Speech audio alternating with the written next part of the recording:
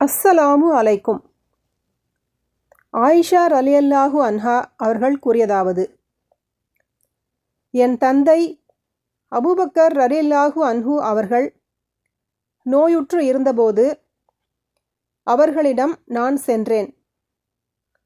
அப்போது நபி ஸல்லல்லாஹு அலைஹி வஸல்லம் அவர்களை எத்தனை துணிகளில் கஃன் செய்தீர்கள் என்று கேட்டார்கள். நான் வெண்மையான 3 பருத்தி துணிகளில் கஃன் செய்தோம், அவற்றில் மேலங்கியோ தலைப்பாகையோ இல்லை என்றேன். அபூபக்கர் ரலியல்லாஹு அன்ஹு அவர்கள் என்னிடம், நபி ஸல்லல்லாஹு அலைஹி வஸல்லம் அவர்கள் எந்த கிழமையில் இறந்தார்கள் என கேட்டார்கள். நான் திங்கட்கிழமை என்றேன். இன்று என்ன கிழமை என்று கேட்டதும் நான் திங்கட்கிழமை என்றேன்.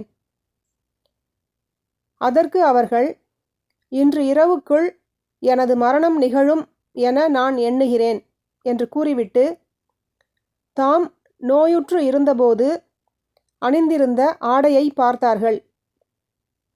அதில் குங்குமப்பூவின் கரை படிந்திருந்தது.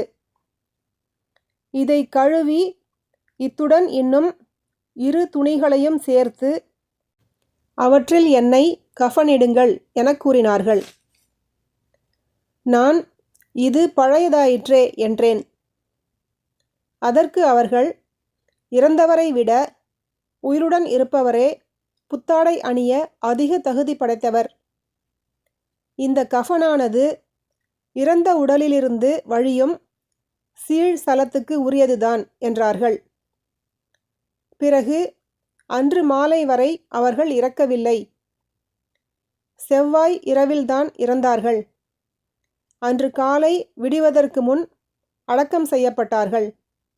சஹீஹ் புகாரி 1387, அத்தியாயம் 23, ஜனாசாவின் சட்டங்கள்.